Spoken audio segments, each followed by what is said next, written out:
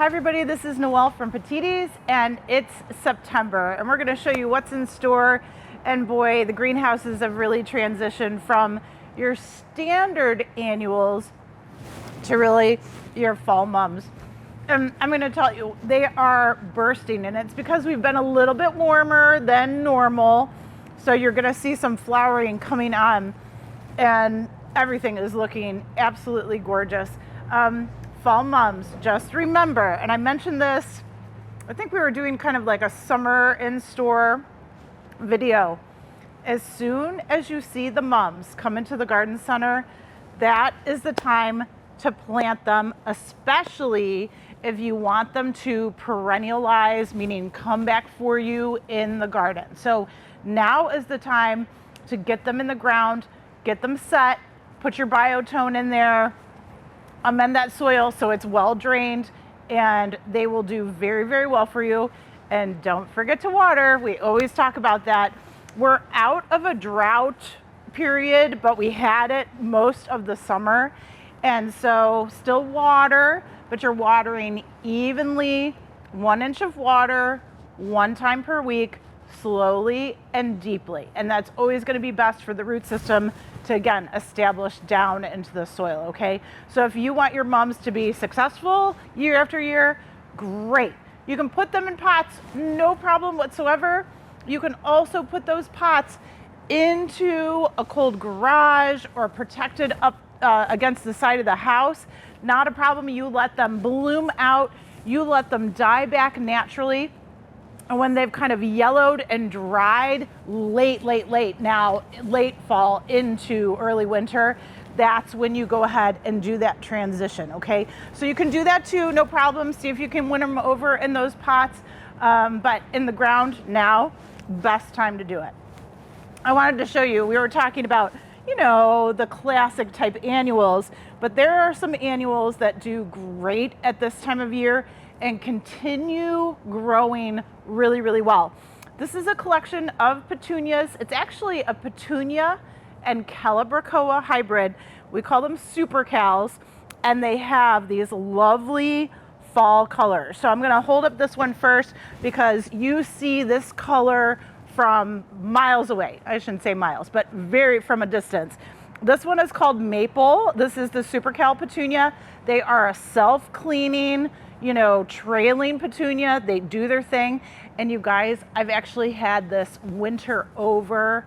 I've had it winter over. The first year we were growing it in pots, it actually came back. Now, don't get me wrong, it was a mild winter and it was protected pretty close to kind of a brick column, my house. But these petunias will go and go and go. They just keep on rolling until we get really cold for the winter time. Maple is this beautiful flaming red color, and then look at this mixture, and I think this is called the Campfire mix. I could be wrong. We'll look it up for you, but this is French vanilla here, that beautiful creamy with a yellow throat. This one is caramel, so it's a nice golden yellow with kind of that reddish brick red throat. And then look at this one's cinnamon. So that combo is absolutely gorgeous. You can switch out anything that's looking tired. We have the SuperCals in quart size too, so you can throw them in pots. There's other things that are looking tired and you want to pop them out and then go ahead and throw some SuperCals in there. Great. Now, let me move over this way, and Taylor's kind of backing up a little bit, but look at, we've got combos here, fall combos. So this thriller right in the center is actually called Ornamental Millet, okay? The dark color here that you see, that purpley one, is actually called Barren. So this is the Ornamental Millet Barren, and it's just starting, you'll see them start to produce seed heads, and let me see if I can find it. It's just starting to do it. It's right down in the bottom of the stem, and I'll see if I find another one that's going to pop up for us. And then the light green is called Jade Princess, okay? So really beautiful thrillers at this time of year, sort of mimic corn, if you will, so that's really fun. And you'll see a mixture of your cabbage, you know, you've got some spillers like Lismachia, Dichondra. I love the violas that are in here too. You see the Supercal Petunias, ornamental peppers are here. So all of these colors are really starting to come out. And look at, got some marigolds as well. So beautiful color. Of course, your marigolds will last a long time into that late fall season and planting. So really, really nice combos available right now. Now, I wanted to show you, and you have all seen these guys before, and they do wonderfully when we have these hot, dry growing seasons, but I'm coming this way and we're looking at the Celosia. So look at all of those beautiful bright colors right down the row here.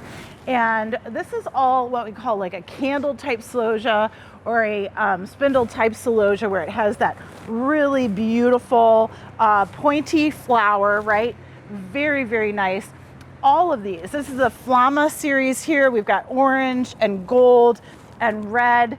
Right beyond this is what we call kind of the lipstick series. They're really, really cool.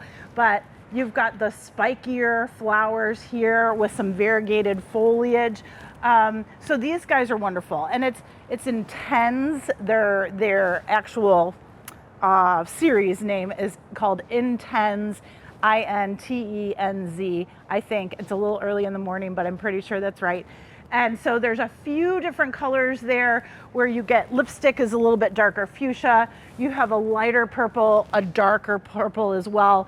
Perfect again to kind of switch out some of those tired annuals and kind of get some of your fall colors, you know, in your container gardens, or just put the pot out on the front porch, ready to go, got some color, and you'll be ready for just more annual color out there. Great plants, they tend to dry very well, the Celosia does. So these make a great sort of dried flower that you can use later in arrangements, wreaths, anything that you'd like, but they're really, really wonderful and we enjoy them a lot. And then if you're still looking for some color, I just looked above here and we still have some of the hanging baskets of flowering vinca that are coming down. And this is a cascading type. You can tell how beautiful it is. And of course I'm dropping, you know, I'm taking some of those flowers off, but they are self-cleaning as you kind of run your hands through there. And boy, they have held up so well, again, because of how hot it's been this summer. So sun lovers, really, really heat tolerant, really, really deer and bunny tolerant too with the flowering vinca. So there definitely are some great annuals that are gonna keep on extending your season of color, and you'll do great with them. We're up in perennials. We're up in the sunny part of the perennial department here at Oakwood, and I always talk about it, but Stella, we love you. She always has beautiful displays, beautiful combinations, so you can come in, get instant ideas of what's going to grow well in the sun in this section of the store. And the Coreopsis, we also call this blue mist spirea. It is this beautiful green leaf shrub, but boy, this blue color really comes out late season. She's coupled it with this repeat blooming daisy. This is Sweet Daisy Birdie. I always say Sweet Birdie Daisy, and then Taylor always has to correct me. So I got it right the first time. But the Coreopsis, late season bloomer, right? Looks beautiful with all of the whites, of course, but it will look gorgeous with all of your fall colors, and it can really cool down kind of a fall display. If you have the deep golds and oranges and reds, you put some blue like Coreopsis, and this one's called First Choice, sorry, this variety, but oh my gosh, it just makes a world of difference. Now, it's early in the morning right now. We don't see a lot of bee activity. There's a little bit of bee activity, but on a beautiful sunny day, this is loaded with pollinators. Okay, so just be aware, if you're looking to attract pollinators, this is going to be a great plant for you. They do have fairly good deer resistance. Mine gets nipped every once in a while, but not bad at all. No severe damage at all. And oh, there's a bee. We're just starting to come out and wake up this morning, but really good combo. Coreopsis is going to be on the shorter side. It's sort of what we call a sub shrub. Does have some woody stems, but it dies back to the ground. And then you'll start to see it just push new growth in the spring. And when that happens, when you see that new growth, you're just going to take all of that old woody stem down to that new growth. Just kind of like how you would do lavender or Russian sage or butterfly bushes, that type of thing, where you're waiting for them to flush at the base. And once they do, just take all that other woody stuff out of there and clean them up, and they'll do great for you. I wanted to point out the asters are just starting to open up. So we love the asters. We've talked about the composite family or daisy family. It's always going to be a great pollinator plant.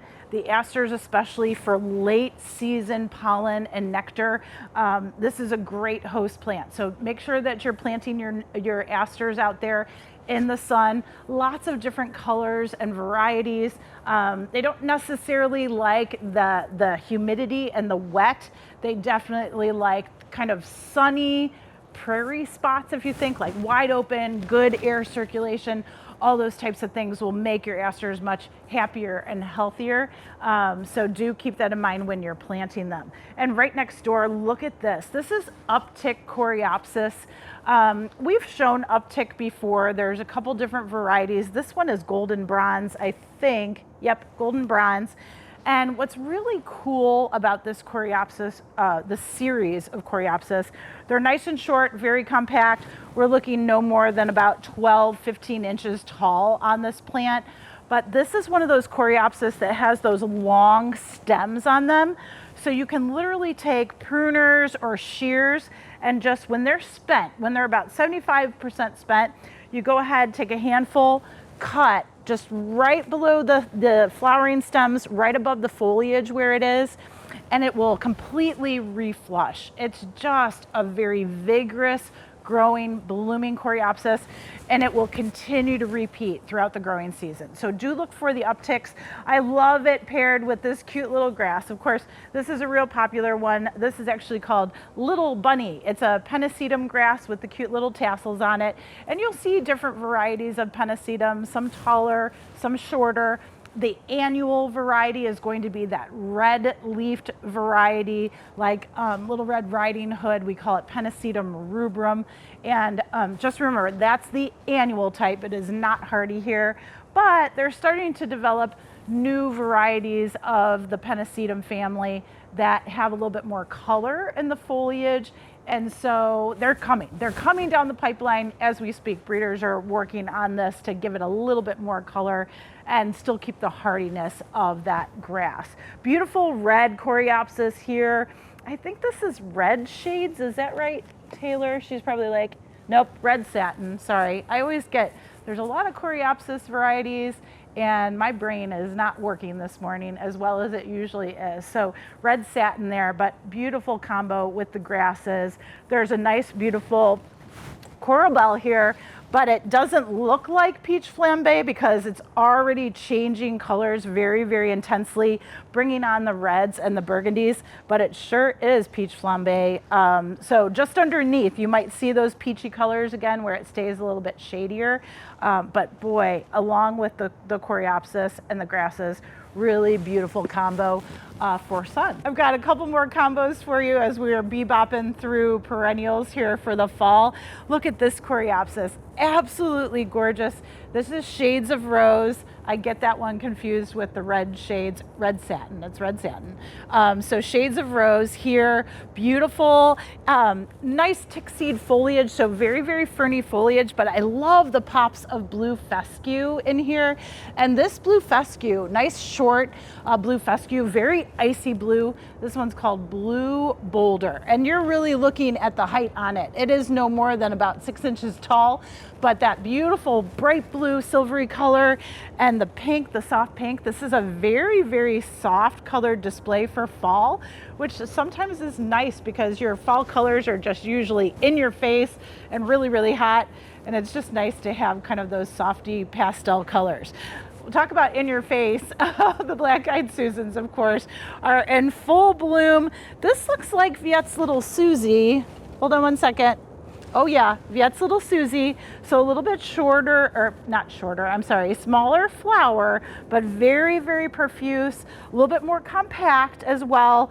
Foliage is definitely thinner than your standard black-eyed Susan. Extremely hardy perennial, folks, so no problems with this coming back year after year in the sun, and of course increasing, usually expanding. Viet's Little Susie will get usually twice as wide when it does fill out and mature after about 3 seasons in the garden. So really beautiful.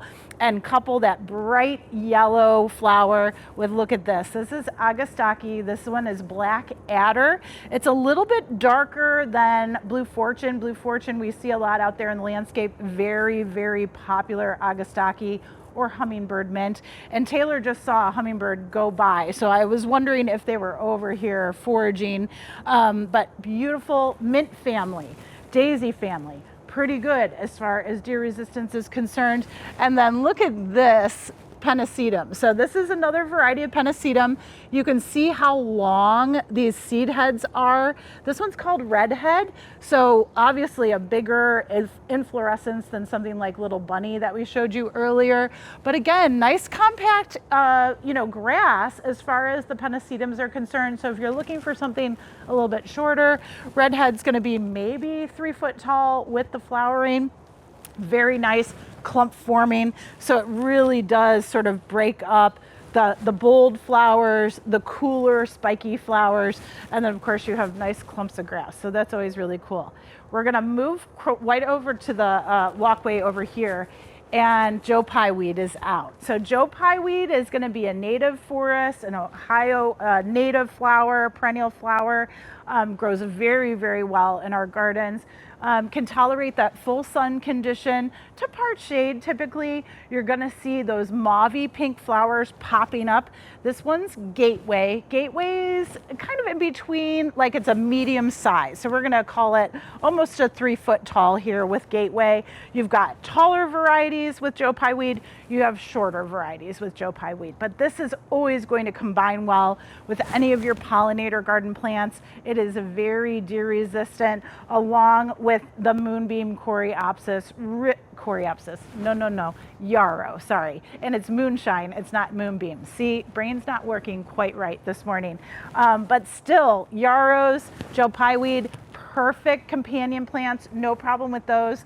And then check out the sweet autumn clematis is starting to just open up, budded, fully budded, and it's just starting to bloom, and those blooms just release the most wonderful fragrance. So if you need a clematis that really fills a space, an arbor, a trellis, this is a great one to have and gives you late season flower and fragrance and color. Down in the shade, we do have some great late season color, and you just have to look a little bit closer for it.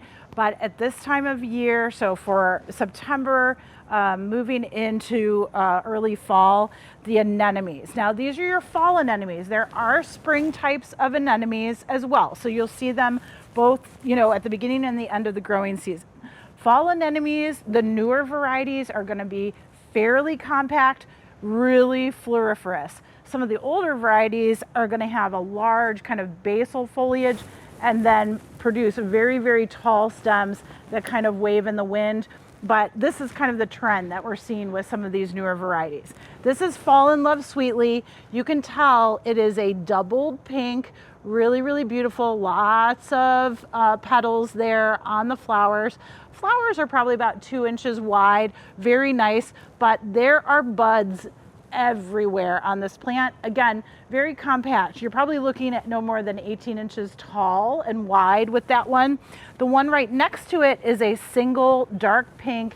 It's almost red, not quite, a carmine, if you will. And this one's called Fantasy Red Riding Hood, okay? Again, similar growth habit, but you're seeing that with these newer varieties. You're seeing all of these buds. It's just covered in buds. It's all branched out, the flowering stems are. So it's really, really showy when they do fill out. Right next door, you do have to come and look a little bit closer, but these are the Tricertus or toad lily. And you can see they have a very unique orchid look to them. The flower is very unusual. Like I said, late season bloomers. You won't really see these in the garden, in the shade garden, until this time of year.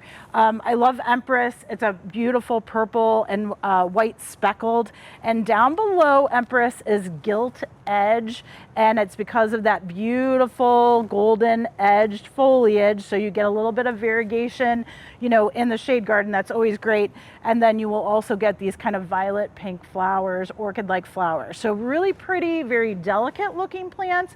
Believe me, they'll do very, very well in your shade garden. So 4 hours or less of direct sunlight in those areas grow very well with the anemones, grow well with the ferns, grow well with the coral bells. I wanted to show you this one because this is electric lime, and electric lime goes through some color changes, just like peach flambe up in the sun. But you can see electric lime's veining here is starting to darken, redden as you move into late season color.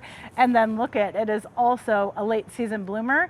And if you need an attractant for hummingbirds in the shade, I forget about it sometimes, but coral bells are a great flower to do that. So again, bringing hummingbirds in, try the coral bells, especially the late bloomers like electric lime, and that'll do wonders for you. We're in the grasses area, ornamental grasses, and of course, predominantly the taller ornamental grasses are going to be sun lovers. So definitely put them out in a sunny area.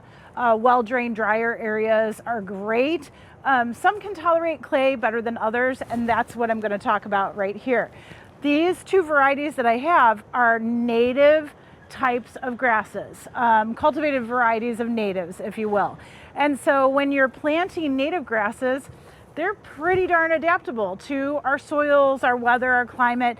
Not that, you know, miscanthus and some of the other grasses that we grow aren't hardy and things, but these are great for the environment because they do supply some really nice seed heads for birds. They also supply some host habitat for different types of wildlife, beneficial wildlife too, okay?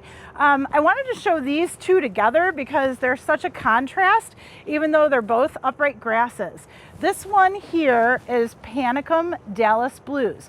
Panicum, the Panicum family, is known as switchgrass, and I will tell you, absolutely gorgeous grass, very upright growers. They have a little bit of a drooping foliage, but they don't spread out or flop over or anything like that. They stay nice and tight and upright. Dallas Blues is going to be a beautiful light blue coloring, blue-green, if you will. And then look at these flower heads. So this is a panicle seed head that comes up through the middle of the grass and just looks beautiful and airy, very like weedy-like, I guess you could say, okay? Right next door, this is called Andropogon. Andropogon is big blue stem grass. Now, this grass is actually a shorter grass than Panicum, and I'm going to show you because all the foliage is really down here. But when those flower stalks come shooting up, you get this taller grass. And I've shown you this one before. Black hawks and all the Andropogon, the big blue stems, they produce what we call a turkey foot inflorescence. So you can spread this inflorescence out, and it has 3 seed heads. And there's your turkey foot, okay? So that's kind of what big blue stem looks like. Now, Black Hawks is very colorful, beautiful, sort of tealy green blue foliage, and then you start to get reds and purples on the inflorescence. So beautiful grasses, both very upright grasses, again, open, sunny areas, good air circulation through them. Now, when we're looking at grasses, there's lots of different types of switchgrass, different varieties. The foliage colors may change here and there. So that's the Panicum family. And so I want to show you, we do have another Panicum here. This one's called Heavy Metal. It's a little bit shorter than Dallas Blues. I should have mentioned Dallas Blues is like 5 to, I haven't seen them get up to 6 foot really in Northeast Ohio, around 5 foot mark there. Stays very, very steely blue. heavy metal will actually start to get purple tips, and this one is about a 4 to 5 footer, so just slightly shorter, okay, with heavy metal. Behind me, this gorgeous one that has these long seed heads is actually called prairie drop seed, okay, or spirabolus.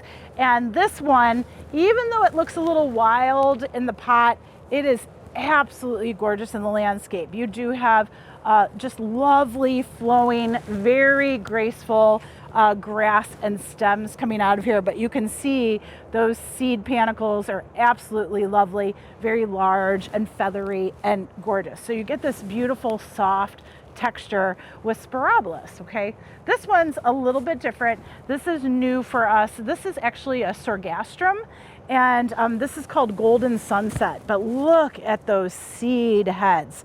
Beautiful, very, very bright gold color, just starting to kind of dry out and spread out here as we go. This one, Golden Sunset, again, you're going to get a taller grass out of this. So this is going to be like the 5, maybe to 6 foot mark when these seed heads really come up and open up. So you've got a lot of different grasses to choose from, of course, but these native varieties of grasses are really beneficial in the landscape, especially if you're trying to attract the beneficial wildlife, your pollinators, those types of things. And boy, they really adapt very, very nicely and do their thing for you. We're in the trees, and for fall and fall planting, I always wanted to show you I want to show you 3 options of different tree forms or habits that would be really pretty in the landscape. And as we move into fall, it's a great time to plant. And if you're looking for some interest in your landscape, these will provide it. This first one that I have here is a weeping crabapple. It's called Red Jade, and you can tell, green leaf variety. When it does bloom in the springtime, it does produce white flowers on it, but look at your crabapple production on it. So this is always going to be beneficial for your songbirds and so forth, you know, going into winter. So I always like crab apples, but what we're doing here, you'll start to see crab apples, the foliage will change. We're not really seeing any color change on Red Jade right now, but the habit is very, very beautiful in the landscape. And you're talking, just depending on how high it's grafted and how high it has been staked, you've got a good probably 8-foot graft right now, and then all of those branches are going to start weeping over for you. So very, very cool habit on that plant.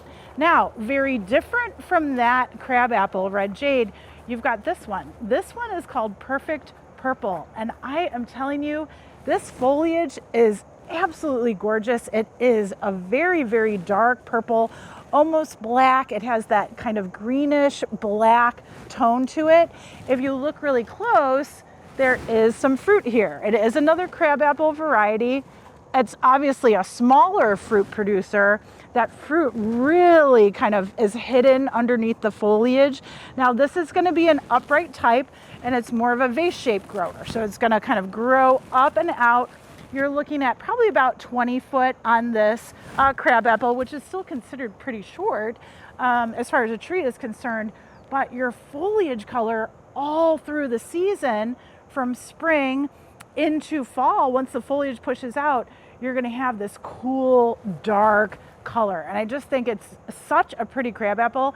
And right now it's spotless. There are no spots, no mildew, no nothing on this crabapple. So Perfect Purple gets a double thumbs up in my book. Really, really pretty and just very clean. I wanted to walk over this way, and these just came in for us, and they are actually columnar birch. And so the columnar birch right here, these are called Parkland Pillar. And look at that upright habit, straight upright, really, really narrow. When you look at the actual bark inside, it's just a fuzzy green right now, but these will become more white as they grow and mature. And again, you have this beautiful narrow habit, maybe, let's say 5 foot when it's mature, but upright growth. So you're going to have something that you can have columns, you can make a hedge out of it. It's just a really cool birch. And again, you've got 3 different forms of types of trees that you can use throughout the landscape in different areas and just get a really cool effect from it. I wanted to show you Weigela as it is moving into its fall colors. And you can see across all the different varieties, some taller, some shorter, more compact, but you're starting to see the variegated varieties change a little bit as we go into that autumn season. And some of them have already, repeated bloom once, twice, and they really, are on their 3rd bloom cycle here. So lots to choose from. And I just think Weigela is a very easy shrub to grow, especially when you need some color. When they're young, you do have to protect them from deer browsing. They'll take off the tops when that foliage is very soft. So do give them a spray with a repellent or a little bit of netting around them.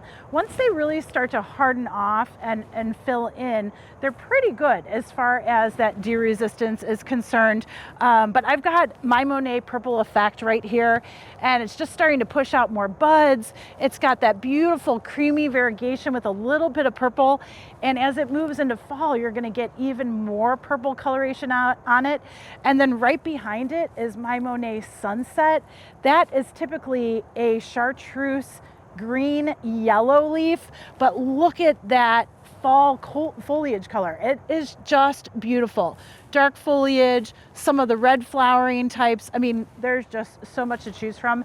And I'll tell you, in a sunny spot, they really fill, they do what they're supposed to. They produce the flowers for the hummingbirds and the pollinators and make great companions with any of your panicle hydrangea that you want to grow. You can always grow upright panicles with Weigela planted beneath, and it makes a great combo really throughout the growing season. And for instant fall color, and in fact, really getting those fall vibes all through the growing season, try this redbud. This is Flamethrower Redbud. It is a beautiful cultivated variety of the native redbud tree that we grow here in Northeast Ohio. And you've got colorful foliage changes all through the season.